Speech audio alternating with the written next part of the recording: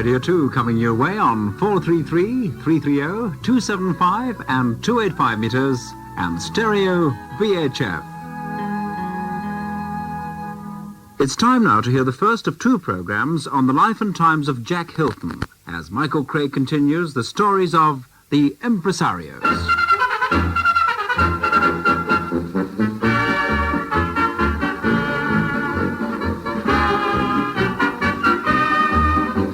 Of all the success stories, and I suppose the failure stories we'll come across amongst the impresarios, this one you're about to hear is one of the most satisfying. It's the good old rags to riches tale, poor boy makes good, from lowly beginning to what is always grandly, if a bit vaguely referred to as the heights. This is the story of a great British impresario and showman. It's the story of Jack Hylton, the boy from Bolton in Lancashire who achieved everything he set out to do. He went out, as they say, big, with the realization of one of his greatest ambitions, to produce a mammoth musical at Drury Lane.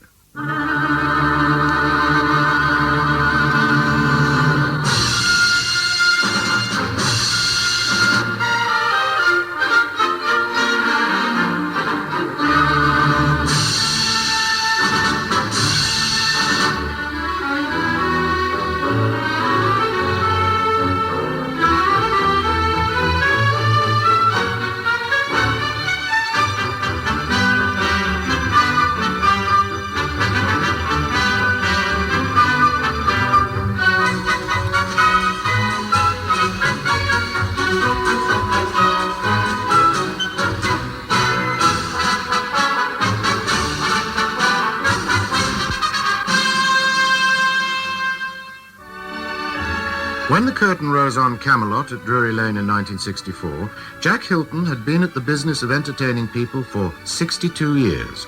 From the pub to the pier, the nightclub to the concert hall, he presented the smallest of English musicals and the biggest American ones. He'd gone round with the collection bag for a Pierrot show on the sands and had led his bands at the poshest hotels in London. He rescued and revived a great British symphony orchestra. He rescued and revived another great British thing, something which has become an institution, a collection of 6 comedians known as the Crazy Gang. He made the British dance band a thing to be marvelled at in Europe. Jack Hylton Presents was the legend that appeared over some of the biggest hits on the West End stage. It appeared for the very last time over the musical Camelot.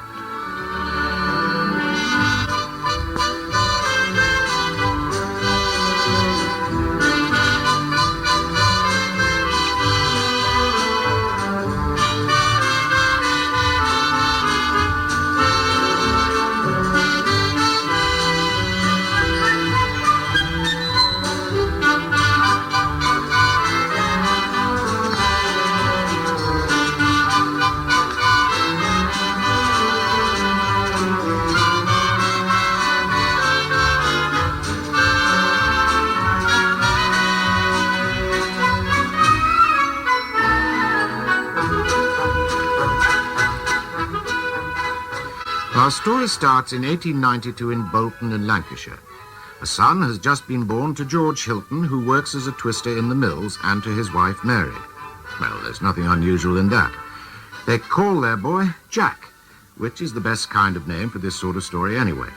And there seems to be nothing unusual in that either. Jack Hylton. Well, that's quite a pleasant name, but it doesn't sound like a household word. George Hylton was keen on music and had a reputation round Bolton as an amateur singer in the local pubs and clubs. Last a week, down a rally come atop a nice older geezer with a nasty cough. Sees my missus takes his topper off in a very gentlemanly way. Mum, says he, for you I have some news to tell. You're rich. Uncle Tom the Camberwell popped off recent, which it ain't a sell, leaving you his little donkey shay. Oh, what ya? George Hylton was an active trade unionist, but ambitious. He didn't remain in the mills. He took a grocer's shop and then a pub called the Round Croft. He was very involved with the Socialist Clarion Club, a kind of social club, welfare club, adult education organization. When the Variety Artists Federation came out on strike, they held their committee meetings at George's pub. And when the meetings were over, top-liners like Murray Lloyd took a little of what they fancied there and sang their songs. And so did George. Whoa! Oh, the name's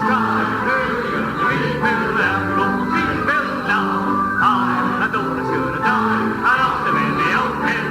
All together now, watch ya. Oh, the name is fine. Who you gonna meet? Till now, before the sea till now. I thought I should have died. I lost him in the old pen. George Hylton and his songs were one of the attractions at the Round Croft. Eventually, another one was added. His son Jack, aged 10, who'd been packed off to classes at the Clarion Club where he'd learned to play the piano, would be propped up on cushions so that he could reach the keyboard and play the piano for his dad to sing to. Following in father's footsteps, he started to launch out as a pub entertainer in his own right, singing at 10 the heart-tugging ballads of the period.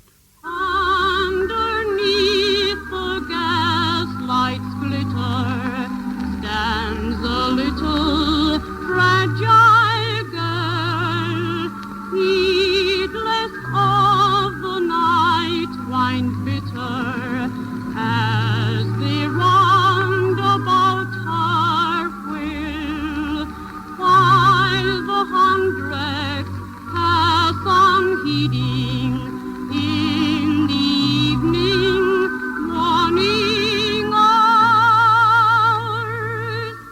Still she cries with tearful pleading, won't you buy my pretty flower? Years later, Jack Hylton, fronting his own band, charmed much more sophisticated patrons in places like the Kit Kat Club and the Piccadilly Hotel. But all the suavities of London's West End were a long way off for young Jackie Hylton. Sitting on his cushions at the Round Croft, tugging at the hearts of the drinkers with his parlour songs, he was learning the basic requirements of the entertainer. Entertain 'em. Hold their attention. And he was discovering for himself exactly what he wanted to be. He wanted to be a part of whatever it was they called show business in those days. He didn't wait long to launch himself. At 13, in 1905, he went off to his first professional engagement. His voice hadn't broken. He'd had something like a dozen music lessons behind him, and he accepted an engagement as something called relief pianist with a concert party at Rill. This was a Jolly Pierrot show on the sands, and the 13-year-old relief pianist, who also sang jolly songs with the troupe, would have to pass among the holidaymakers, rattling a bag at them for the very necessary cash contributions the Pierrot troupe needed to survive. And this was the basic training that was to make of Jack Hylton the great showman he became. It was this immediate contact with his public, and what more immediate a contact could you have than poking a bag at them for money, that was to develop in him that ability to communicate with his audience. And it was this early hardship and difficulty that was to leave with him forever the knowledge of what young performers had to endure and undergo. He always identified with them and with their problems, as one very young performer discovered very early in his career. Years later, and now one of the biggest names in British entertainment, Ernie Wise remembers Jack Hylton and all the extraordinary things he did to help him in his career. Well, what happened was that when I was living in a place called Ardsley, near Wakefield, I gave an audition to Brian Mickey at the Empire Theatre, Leeds, and he was very impressed by what I did. I was doing comedy in those days. And he took me down to London, and I gave an audition to Jack Hylton, who immediately took to me. I think it was because I had the same type of background as him. And he put me into a show at the Princess Theatre called Bandwagon and Jack Hylton's Band. This was in 1939.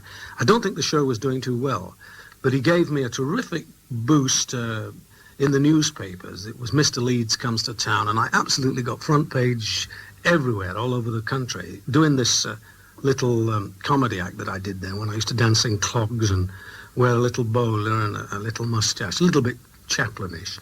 And then Jack Hylton gave me a contract, paid me £6 a week, fixed me up with a matron who used to sort of look after me. She was looking after two other girls as well, so, I mean, I had it made. What I remember about Jack was that I called him Mr. Hylton. he gave me my name to start with. My full name is Ernest Wiseman, and he cut it back to Ernie Wise.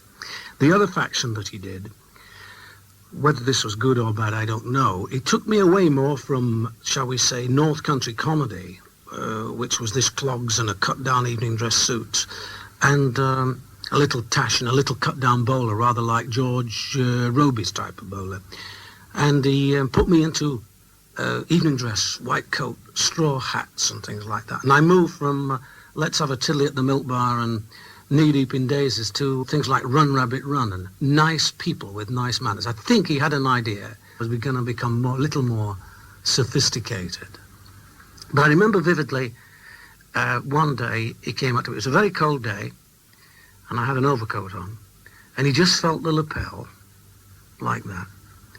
And, not like that, felt the lapel. And his manager, his sort of stage manager, took me out. I think this was in Newcastle, if I remember rightly.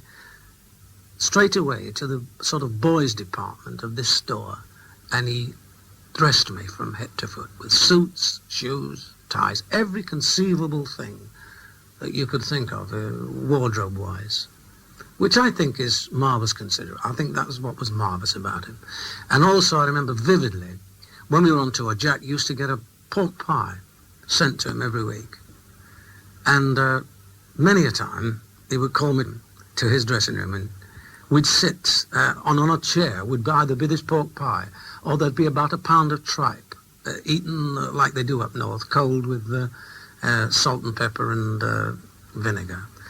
That was the sort of thing he did. And when war broke out, instead of sending me back to Leeds then, we were living in 17 Oxley Street, Pontefract Lane, Leeds, he took me to his house at Kingston Gores, Angmering-on-Sea, which was a very nice house fronting onto the sea.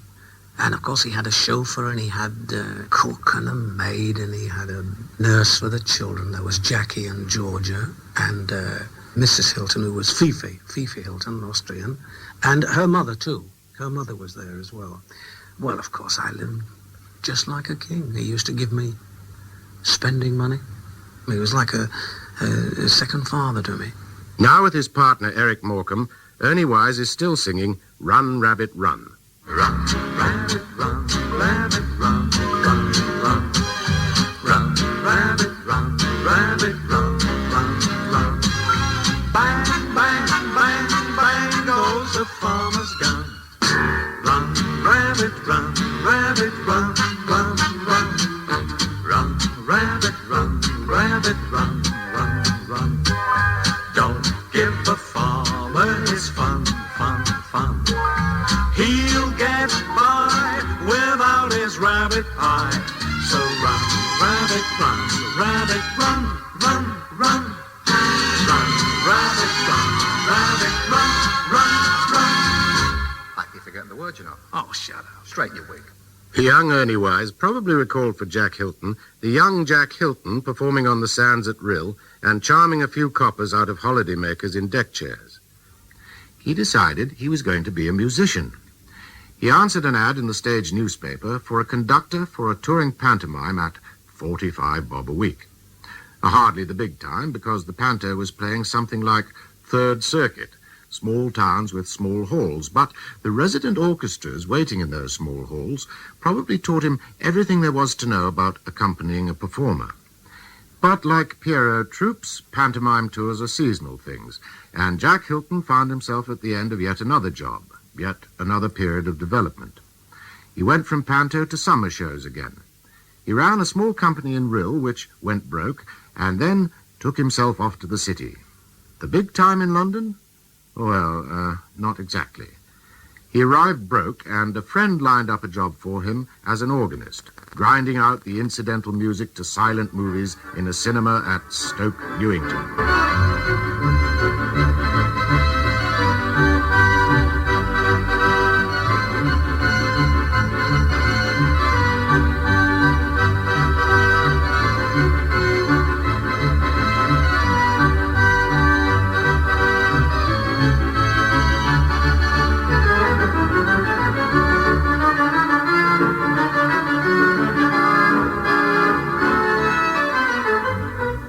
somewhat dreary chore kept the wolf from the door, but that's about all it did.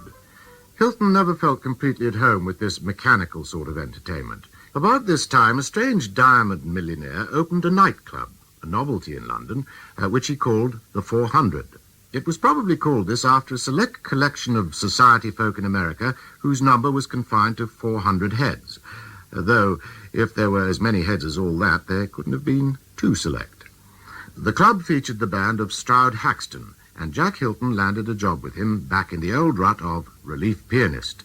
It was his first association with a form of entertainment he was to influence and dominate later.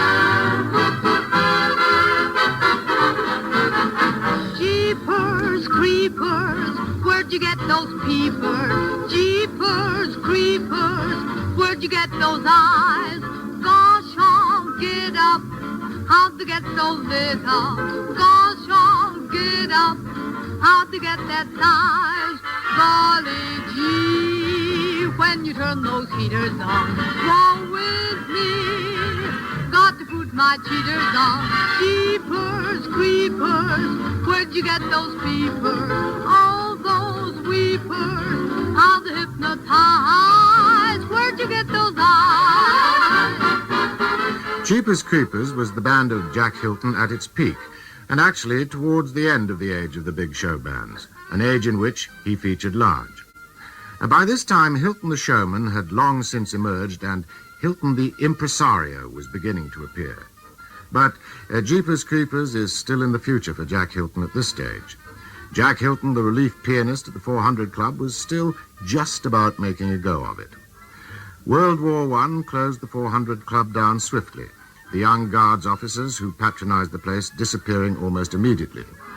In time, Hylton was called up for the Royal Naval Air Services, but was soon switched to entertaining the troops in the Enser of that period. And then, with the war ended, Jack Hylton was out of another job.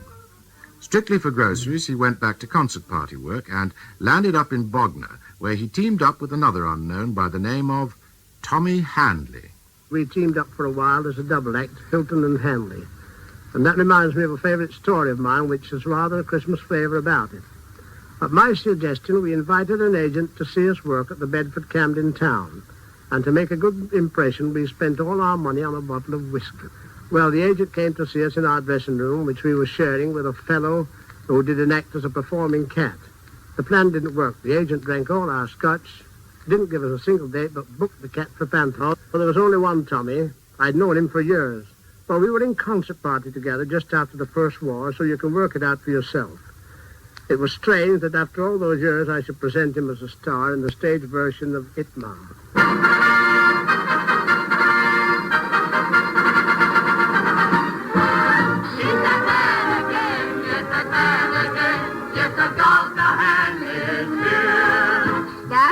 You heard him call Dada, which made Miss Hotchkiss angry, ha-ha. All this pride and joy, Mrs. Handley boy, oh, it's useless to complain. When trouble brewing, it is doing the man again. Good morning. Yes, this is the hall. Yes, Henry Hall, the tramp's guest house. Matron speaking. Yes, I have the very man. You want him right away? I'll see that he's there. Good morning. What is this job? Night watchman at the waxworks. Wax night at the watchworks? What, me? Spend all night with Crippen and Stuart Macpherson? Not blinking lightly. Now take this card and go to the waxworks and report at the door marked push. Got that? Which door? The door marked push. Understand? Oh, yes. I'm a support of the door mark push, the door mark push, the door mark push. I'm a support of the door mark push and not of the door mark pull. Then I'll go to the door mark. Rubbish. Door mark, rubbish, door mark.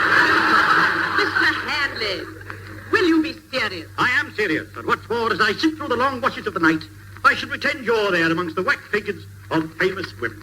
Oh, Thomas, and what will you do? I'll put an arm round your waist and a hot water bottle down your back. Hot water bottle? Yes, then you'll either melt in my arms or run away under the door. Don't! Long before Itmar, Jackie Hylton and Tommy Hadley worked that summer season at Bognor in 1918 under the somewhat uninspired name of Two Entertainers and a Piano. There was an increasing vogue for acts in restaurants and cafes in London, so the two entertainers and their piano headed for the big time. Now they were calling themselves Hylton and Handley, as equally uninspired as their earlier title, but a little more explicit. They got themselves a job at the Popular Cafe in Piccadilly, where they, unfortunately, were not very popular. But Jack Hylton was branching out in several directions. He'd written a couple of songs which he'd had printed and which he flogged himself on the promenade at Blackpool at 6p a copy. He discovered he'd have to sell 1,000 to make a £5 profit, but the old experience of wooing money out of that Pierrot audience at Rill probably stood him in good stead there. I live in the country, that's where I was born, you may guess, by the thread. A child of poppy that peeps through the corn, blushing red, drooping head. But lately to fall, an old cousin of mine just took me for a spree.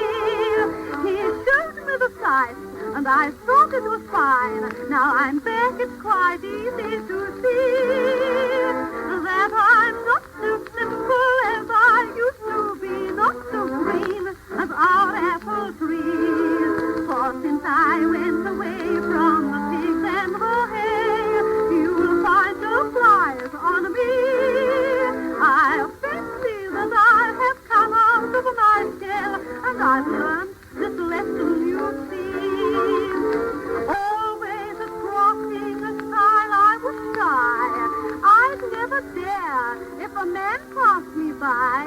But now I just wait till a nice boy is nigh. I'm not so simple as I used to be.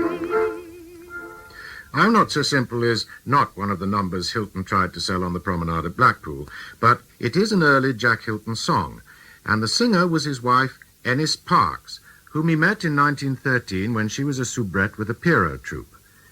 Jack Hylton, the impresario, got started a lot earlier than people imagine. He was having a go at it long before he'd established himself as a band leader. He was having a go at it when he was being anything but successful himself. When he and Tommy Hadley proved to be so unpopular at Lyon's Popular Cafe, they got involved in a vaudeville burlesque called Seasoned to Taste, for which Hylton had written the music. A young comedian named Bobby Howes was involved in this thing, which involved a big cruet in which 4 people played the condiments. Bobby Howes was Pepper, but the show was never earmarked for success. The comic who played Vinegar had a tendency not to turn up for performances. Jack Hylton was very impressed by Bobby Howes and signed him up on a 7-year contract, starting at £4 a week and rising to 7. Well, that was the ambition by the end of 5 years. The subject of the salary raise was never faced up to. Jack had difficulty even in finding Bobby's £4 a week, and had to swap him with another management for a job for himself. But many years later, Bobby Howes was to star for him in one of the greatest West End successes Jack Hylton ever presented, Paint Your Wagon. Tell me how Ma was a lady, Paul. What again? Please. Well, she could read and she could write, and she could dance, and she talked softer than a leaf hitting water. It's about the ladiest lady I ever seen. Gee, I wish I could have seen her. Sometimes I think I still can. I still see Eliza. She keeps on returning, as breathless and young as ever. I still hear Eliza and still feel a yearning to hold her against me again. Her heart was made of holidays as Ma was made of dough. Her laughter was an April song that echoes on and on. Since I saw Eliza, the shadows are falling, and winter is calling above. But I still see Eliza.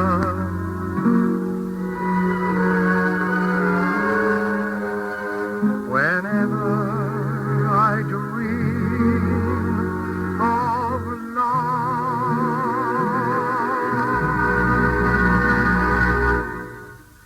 But back in 1920, Jack Hylton traded Bobby Howe's £4 a week contract to Herbert Clayton in exchange for a job for himself as conductor of a show Clayton was sending out on the road. Like just about everything else Hylton touched in those days, the road led precisely nowhere, and he was back hunting for a job within a few weeks. Back to London he came, and as they say in all the best success stories, the tide started to turn. Jack got himself a job as assistant pianist at the Queen's Hall Roof. The jazz age had begun, and a new sound was being heard in the land.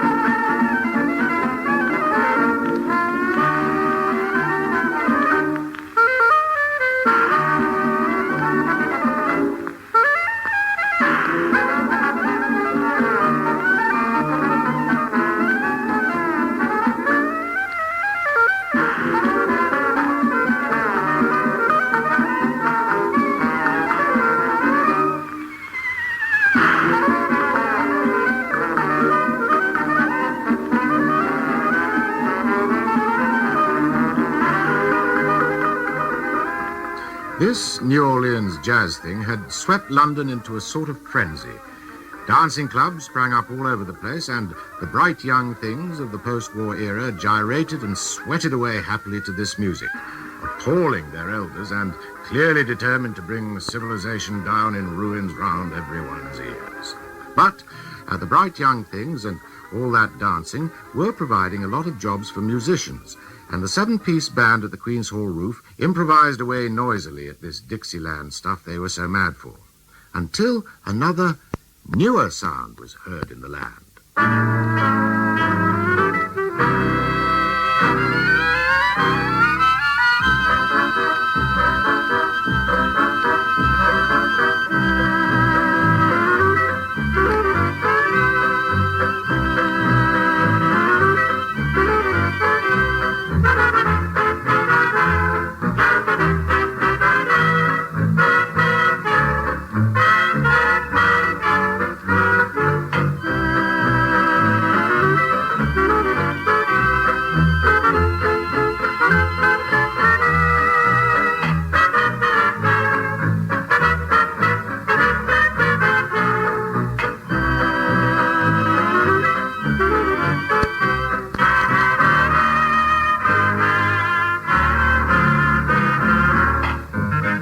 According to Jack Hylton, the wife of the man who owned the band at the Queen's Hall Roof returned from New York with the record.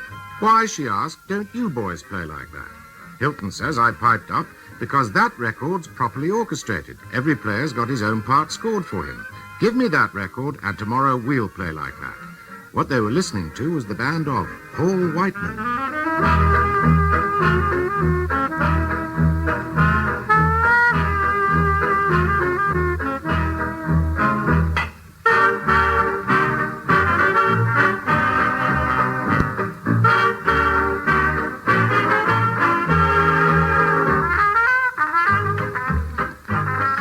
And this was the beginning of the great age of the Hylton bands.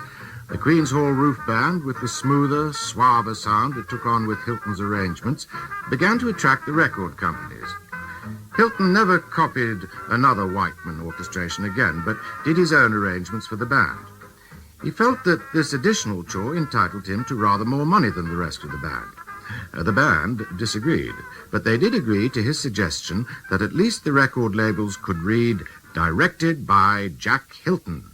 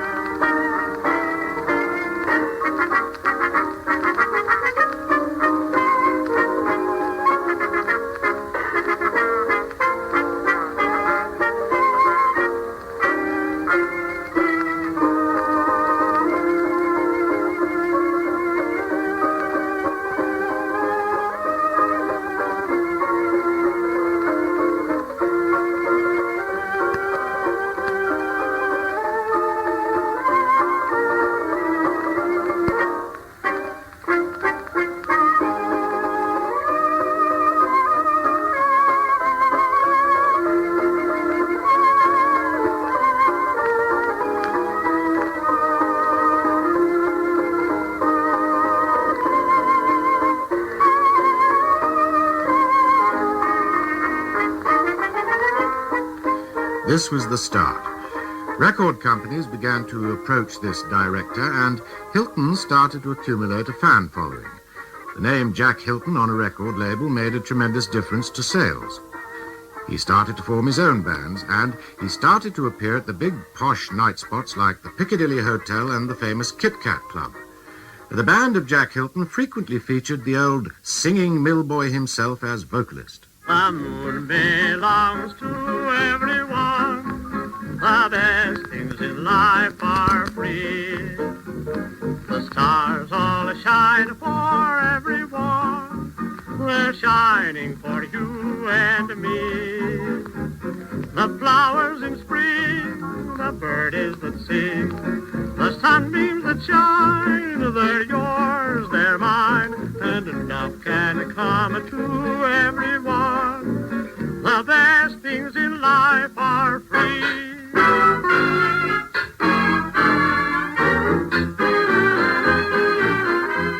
The Hylton Band featured the great musicians and arrangers of their time and of today. Trumpet player Jack Jackson, CHAPPIE D'AMATO, Paul Fenoulhet, Hugo Rignold, and that extraordinary musician Edward Pogson, known to everyone as Poggy, who played just about everything you could think of. Ace arranger Billy Ternant, well, the list can go on indefinitely. Among his singers, one of his most successful was June Malo. Well, he saw me singing in a nightclub. I think it was called the Coconut Grove.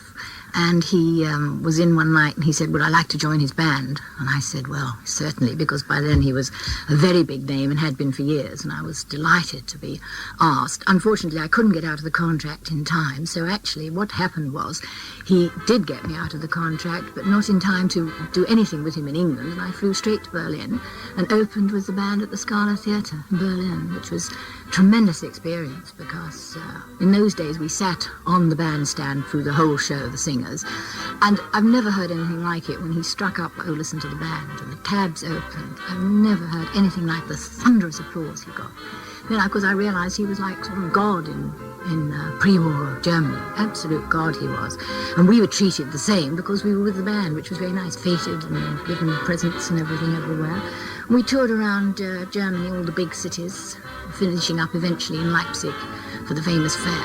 And then we were due to go on to Vienna, but unfortunately Hitler got there first, so we couldn't play there. So we came back to England and opened at the Hippodrome Birmingham instead, which was really a bit of a letdown, but still it was very nice. Why doesn't somebody tell me these things like 1 and 1 make 2 and 2 make love and love is life? Why doesn't somebody tell me these things? I guess I'm supposed to guess when love is on your mind. You've got me all excited, looks like love has found me. You you've got your arms around me. What am I supposed to do now? Oh, my mother never confided in me before I left her apron free. Why doesn't somebody tell me these things? He loathed playing for dancers. I remember somewhere outside Glasgow we went to play a dance, and I can remember he used to stand on the stage and we'd be playing, you know, slow, slow, quick, quick, slow, whatever they were in those days, and he'd be going like this, wandering around, looking up, and somebody came up. This was just outside Glasgow, and somebody came up to him and said, "You're drunk," and he dashed off the stage, jumped down, ran after this man, got him by the scruff of the neck. The boys stopped and sort of went to. That's the only time I've ever seen him really do that. I mean, he wasn't drunk at all. I mean, he never drank when he was playing, ever. But he just was so bored and just, you know, sort of looking around in a slightly dazed way. That sort of thing made him mad. Why doesn't somebody tell me these things? If love's a game of blind man's buff, then I'm the one who's blind. Oh, why doesn't somebody tell me these things? I see it all, I'm all at sea, just can't make up my mind. My father never told me, teacher never taught me, and now that love has caught me, what am I supposed to do now? Oh, I'm like a birdie that's learning to fly before I try to spread my wings. Why doesn't somebody tell me these things? Blossoming, apparently, wasn't immediate into a stylish band leader. CHAPPIE D'AMATO played the guitar in the early Hylton bands. We had a little band, Jack Hylton, band of 7, and we had a job at the Grafton Galleries.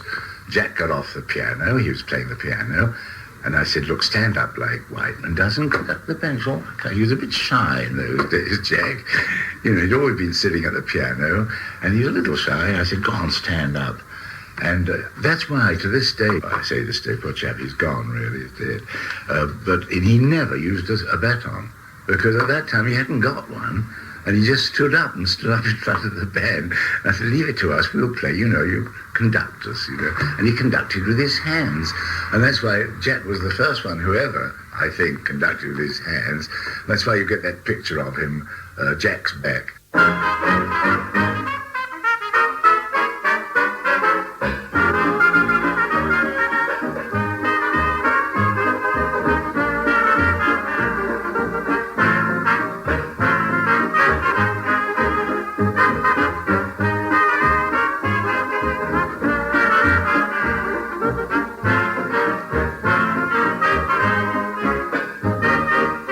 Button up your overcoat when the wind is free.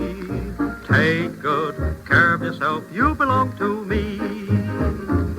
Eat an apple every day, go to bed by 3. Take good care of yourself, you belong to me. Be careful crossing streets, ooh, don't eat meats, ooh, cut out sweets, ooh, you'll get a pain-a-roo in your tum-tum. Keep away from bootleg hooch when you're on a spree. Take good care of yourself, you belong to me.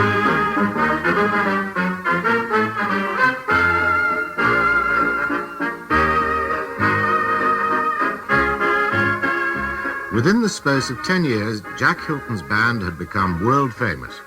Britain wasn't big enough anymore. The band went out on transcontinental tours, and Hylton became a sort of ambassador of British dance music. He got himself flung into jail in Italy for making fun of Mussolini. Just after Britain had won the air race trophy, the Schneider Cup, Jack pulled a gag Il Duce's black shirts didn't care for. Mussolini and his band will now play Bye-Bye Schneider Trophy, said Jack cheerfully, and into an Italian pokey he went for an overnight stay. In Hungary, he found himself in the embarrassing position of having to audition the Hungarian premier, Admiral Horthy, who'd written a song he hoped Jack would be interested in performing and make a hit of. Jack wasn't interested, and nothing could have made a hit of that song.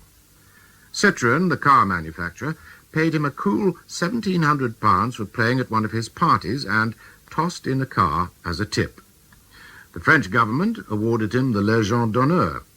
Jack Hylton, who according to CHAPPIE D'AMATO had to be persuaded to stand up like Whiteman, had become a master showman. And here comes another of those success story phrases. Had appeared before all the crowned heads of Europe. And Hylton had become a great showman. Now, one of the most successful and popular conductors in Britain, Paul Fenoulhet was a trombone player in the Hylton band and still enthuses about Hylton the showman. I think the most spectacular thing I can ever remember with Jack's band, when he first produced the song, I can never get the title right, well, down the mountain, Buckingham Palace, and there we'll see the changing of the guard. You know the tune? Now, Jack had a backcloth painted, and this was produced at the Victoria Palace, a backcloth painted of the Buckingham Palace. It was a beauty, you know. And he also had a fretwork built of the gates of Buckingham Palace, right? And that was spread across behind the band, also halfway down stage. We were all dressed in guards' uniforms at Busby's, you know, the whole thing. And we actually did perform the changing of the guard. We had two real policemen, a man who, I think his name was George Barker, who was a great singer, who was dressed up as a guards officer, but we had 4 actual guardsmen hired for the occasion. And they went through the ceremony of changing the guard while we were playing the tune in the background between the backcloth and the actual fretwork gates. And then, when the ceremony was finished, the gates were opened by the 2 policemen, real policemen, and we all marched out. And down ramps, through the theatre, out into the street, and back again into the theatre, playing this. And this was fantastic. It knocked the people silly, you know. This was showmanship at its greatest.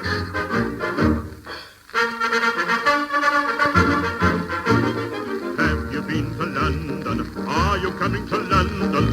When you come to London, I'll tell you what you must do. Walk down the streets, take in the treats, do all the usual things. And if your spouse is keen on houses, why not so are the kings? Go down the Mall to Buckingham Palace, and there you'll see the changing of the guard. Stand maybe within the palace yard. And if your plea to enter fails, you press your noses to the rails, and watch from there the changing of the guard. See how they come. A touch of pride and pomp on every hand, the chance to cut a word or come out. Behold, behold, the changing of the guard. But Jack Hylton the showman was yielding to Hylton the impresario. Early in World War II, he felt that because of the lack of top-ranked players who were all in the services, his band was likely to lose its luster. He moved into management as a theatrical impresario in the West End with a joint production with William Mollison of a musical comedy called Lady Behave. Jack Hylton gambled £8,000 on the production of Lady Behave, which in 1941 was a biggish sum, but an even bigger gamble. You never knew when a bomb would remove not merely your show, but the theatre in which it was playing. And where was your outlay then? But the legend Jack Hylton Presents was beginning to appear in the West End on more musicals, and more successful musicals. A very early Hylton hit was The Love Racket. Happy days, happy months, happy years, happy hours full of smiles, free from tears. May you find every single minute with 60 very happy seconds in it, and on each anniversary day I shall bring you a token and say I love you, my dear, more than ever. So here's happy days, happy months, happy years. The Love Racket brought Arthur Askey to the West End stage for the first time as a musical comedy performer. An ambition, apparently, he'd nursed for quite some time. But Arthur Askey's association with Jack Hylton hadn't begun there. It was quite a long association by then. I'd made a big impact with Bandwagon in 1938. Now, in 1938, all the music halls were dying. The only injection they got to get a few bums on the seats was using radio names. Elsie and Doris Waters, Norman Long, well, you name them all. So when Bandwagon became a success, I went on the music halls. But Jack Hylton had moved in with the BBC and bought the stage rights of Bandwagon. Now, I've always been a bad businessman. You can ask my back manager now. I should have moved in on the BBC then and said, I'll take the stage rights of Bandwagon. But no, Jack Hylton had done it. And I knew that he couldn't take Bandwagon out without me. It would have been impossible. But when it came to the crunch, that is, arranging terms to go out with Bandwagon, I didn't crack my whip at all. I accepted what Jack told me.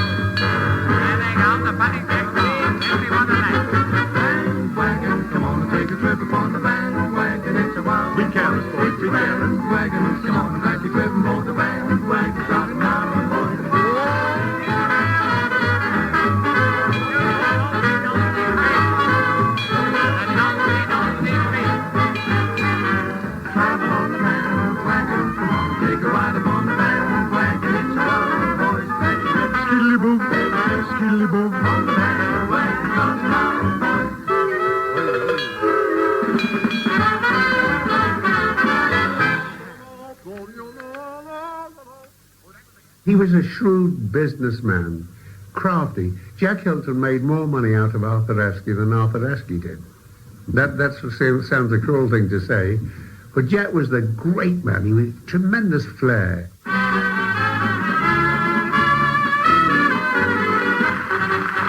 Big-hearted Arthur, they call me. Big-hearted Arthur, that's me. Clean if I'm not very clever, but only 'cause I've got to be. I've told my best stories and tried hard to please. I've acted in sketches and sung songs with ease. The only thing left is to do my striptease. Big-hearted Arthur, they call me. Big-hearted Arthur, that's me. Arthur Askey was to appear in one of the first big American musicals Hylton was to produce. It was one of the last of the old-style musical comedies, not too concerned with plot development and regarded as being a bit spicy. Well, one of the songs Evelyn Dall sang in the show, which was called Follow the Girls, was regarded as spicy in the pre-permissive days of 1945. The other day a friend of mine had triplets. The doctor placed them gently on bed. He asked if there was anything she wanted. She looked at him, and this is what she said. I'd like someone to share my hour of bliss. Please call their daddy up and tell him this.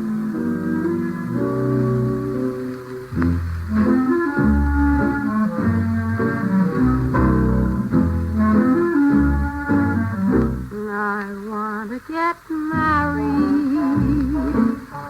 I want to get spliced. I long to be nothing and see my friends popping. I want to be confettied and right. When he said, I love you, I was in clover. But I'm beginning to think he slipped one over. I want to get settled. I want to be true. Though triplets are charming, it's really alarming what 3 Manhattan cocktails can do. Give me a cottage small and a license I can frame. I want to be Mrs. What's his name? I want to get married. The last musical comedy Arthur Askey appeared in for Jack Hylton was called Bet Your Life. It was all about horse racing, a subject dear to the heart of Jack Hylton and far from the heart of Arthur Askey. He used to like me to go to the race meetings with him occasionally, because I loathe racing, hate racing, no interest in it at all. But he'd say, well, it's a nice day, Arthur. I've got my box at Ascot, or I've got my tent at Goodwood. Come along, it's a day out. And I'd go with all these boring people and watch the horses, because I don't gamble at all. But I liked Jack. And when he used to tell me about his early days, because we used to go miles in his Rolls Royce with Marshall, his chauffeur, and we'd be going through some North Country town from Blackpool to Manchester, going through Bolton and Burnley, and he'd say, hey, pull up here, Marshall. Ooh, Arthur, they've got the best pies in Lancashire here. We'd pull up at the shop with Rolls Royce. He'd go and get half a dozen meat pies. Then there was usually a sweet shop round the corner. He'd get a couple of pounds of licorice all sorts, which he adored. And we'd sit in the back of the Rolls Royce eating the meat pies and having the sweet with the licorice all sorts. And eventually arrived with crumbs out of our mouth at the Opera House, Manchester, wherever we were going. But he was a great fella. Dear playmates, friends, relations all, two fruitful words of mine. So may I just before I fall say simply in reply, ta, ever so, for your heartfelt wishes, the 40 buttered dishes, the 27 toast racks and the Barton cut and down, the lovely set of fish knives mark the Belvedere Hotel, and the little china, what not what it's for, I couldn't tell, but tar, ever so, tar, ever so, for your wires and cables, the incidental tables, the mangle and the poker and the socks from Auntie Flo, 11 beastly cruets and the clock that doesn't go, and the little china, what not what it's for, I wouldn't know, but tar, ever so, tar, for the check on which we pounced and which subsequently bounced up to heaven, tar, for the jug of quaint design with the price tag 3 and 9 from Mr. Bevan. Ever now, for the gifts you sent us, the furniture you lent us, the tea set with from Bognor Regis stamped on every cup, the promise when Aunt Hilda's poodles mated of a pup, and the little china what not, which reminds me, bottomed up, and tar, ever now, tar,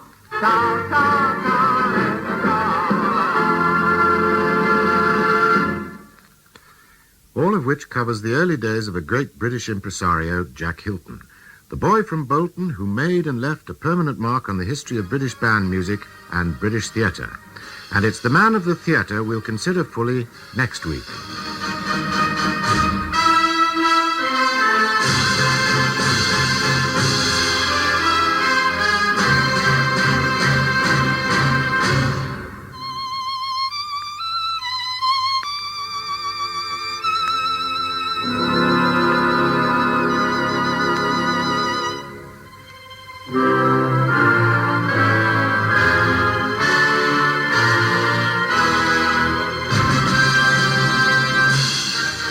The Impresarios was presented by Michael Craig, researched by Bill Sullivan, and written by Frank Salter. The producer was David Rayburn Allen. Next week at the same time, you can hear the second of the programs on Jack Hylton. That's next.